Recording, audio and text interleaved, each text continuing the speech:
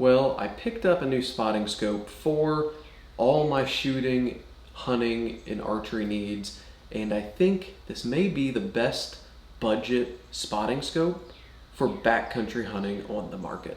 What's going on, everyone? Christian back here for another video, and recently I went out west on a trip, and I got tired of using just my binoculars everywhere I went when we were hiking around, trying to find all the wildlife and everything I wanted to see.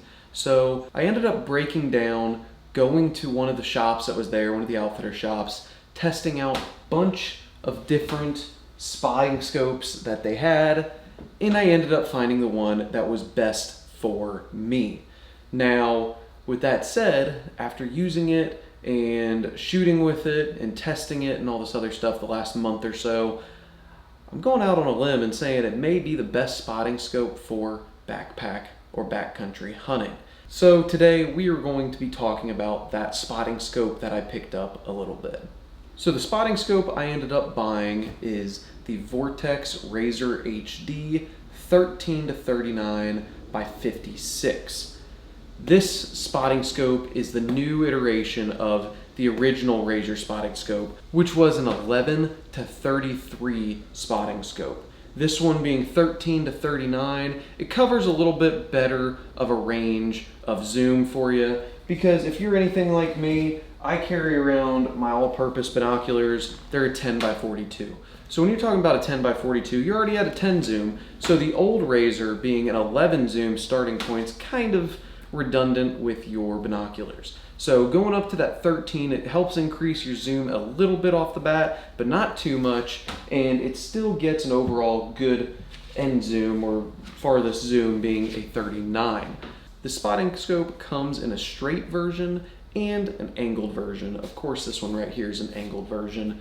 And this model right here, I don't know how much off the straight version is. I would guess it's about the same. But this right here is 28.6 ounces, which is the big key on why I think it may be the best spotting scope for backpack hunting, because the next one, if you talk about the 65 millimeter Vortex Razor, it is 56.8 ounces. So this is about half the weight of the 65 mil, and it packs about the same punch, in my opinion, as what something like that will. Now, when I tested them out, I tested out the 65 mil one, I tested out this, I tested out the Vortex Razor, the Diamondback, and the Viper HD. For me, it was a no-brainer. You have to go up to a Razor. On the Diamondback and Vipers, I had some eye issues to where looking through it, we were looking at something about 2 miles away, and I just didn't like it. It was hurting my eye to look through them and keep an eye on really focusing on this tree that was about 2 to 2.3 miles away.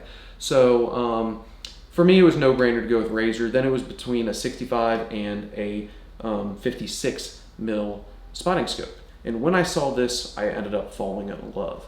So with those things said, let's look into the box and what everything comes in it. I think it's always an important thing to look at, because even though it's not an unboxing video, you still like to see what it comes with.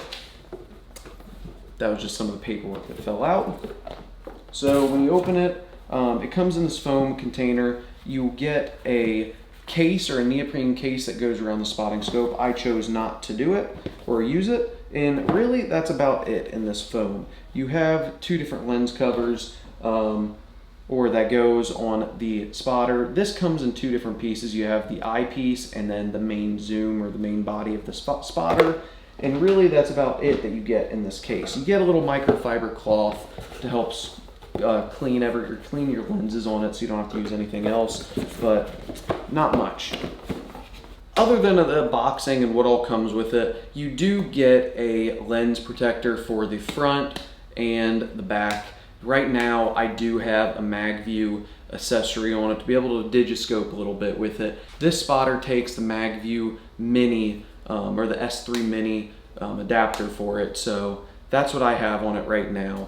So up here you have the clarity ring. This is how you adjust the clarity of the scope, or the focus of the scope. And for me, I really like having these little elevated rivets or ruts on it. That way you can really grip and adjust it. It's very smooth, very easy to adjust, and it is a very, very accurate and just easy thing to get in focus. I haven't had any issues getting anything in focus at any range so far. Up here, you have the actual zoom. It is smooth, but it takes a little bit more pressure to zoom it than what I would like. It's not quite as smooth or easy to adjust as like my buddy's Maven that he has. The Maven definitely has an easier ring to be able to adjust the zoom on it.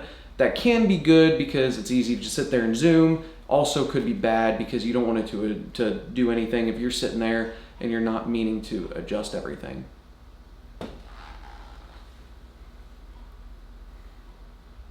So it could be good, could be bad, but yeah. Then you have on the bottom built in, and I believe it's called an Arca Swiss mount, which goes on majority of tripods. I've got the Vortex, I believe this is a Mountain Pass spotting scope, or the tripod for it. So you can just slide it in there. No need to have any other adapter, and there you go. Sits right onto it.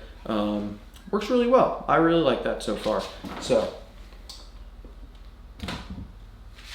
that is about everything kind of about the scope or the spotting scope it is, and what it all comes with. So let's jump into some of the pros and cons of this spotter.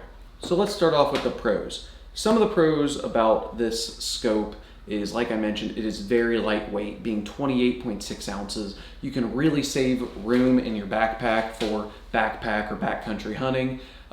So that is a major pro for this. Another thing is the size of it. The size, this thing, I believe it's like 10.5 inches long.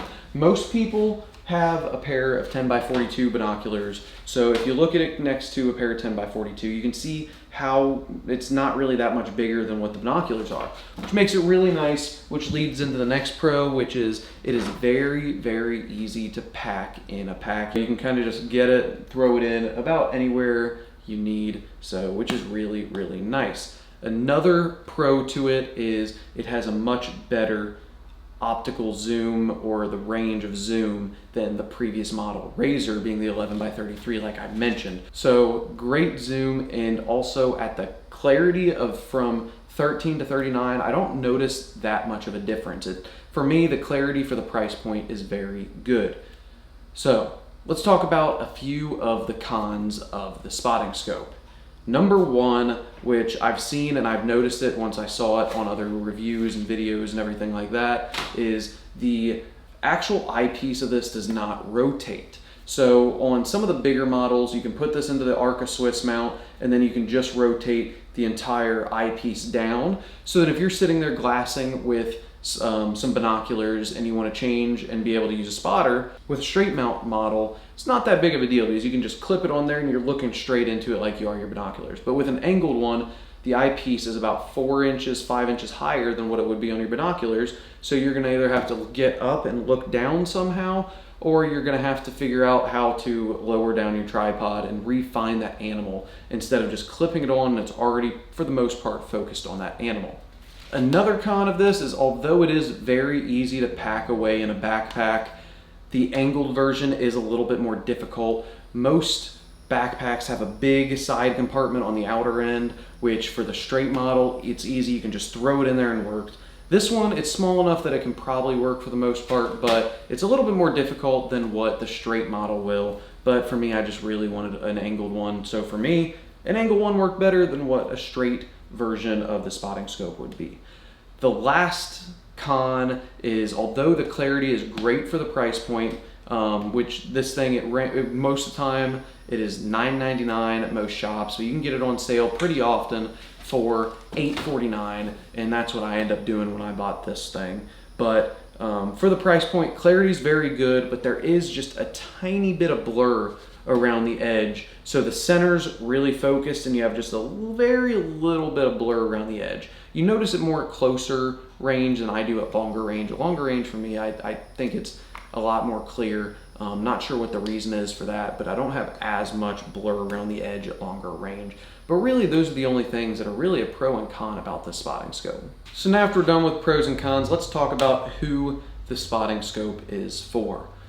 For me, I believe the spotting scope is for those backpack hunters or somebody that's really concerned about the weight that they're putting in their pack on any hunt really. So for me, I'm gonna be using this whenever I go out west for backpack hunts. I'm gonna be using it for scouting whitetail and ag field. So I wanted something small that's gonna fit in my console of my truck, be easy to sit there and run out, get in my truck bed, be able to glass something, or be able to put it right there on the window and have a window mount for it. I didn't want anything big, and I'm going to be using for digiscoping, for shooting, archery, long range shooting, like with archery, long range shooting and stuff like that. So for me, I think that's who this spotting scope is ideal for. Now with that said, the way I'm going to be using this whenever I'm western hunting or hunting in general, if I'm trying to find animals, is I'm going to be sitting there with my binoculars searching. The second I see something, I'm going to be grabbing my spotter and trying to verify the size or what it is. So if I'm sitting out glassing a knob or something out west looking for mule deer or elk, I'm going to be using my binoculars, my 10x42s. As soon as I see something, I'll change out, grab the spotter, zoom in on it, and really be able to tell what it is. So that's how I'm going to be using this, and that's, I mean, ideally, I think this spotting scope being a 13x39, I think that's all you need. I was able to see just as good a tree at 2.5 miles away or 2.3 miles away. I was able to see it just as well with this spotting scope as I would the Razor HD. I believe it's a 20 to 45 or 20 to 50, whatever that range is, in the 65 mil Razor. So for me, this thing, you really don't need much more than this. I talked to lots of guys. Everybody I talk to that western hunts says something with this zoom is very good all-purpose zoom. Now, if you're trying to get the best, clearest, closest digit scoping footage for a video, yeah, this may not be the best because you get a black ring with how small the eye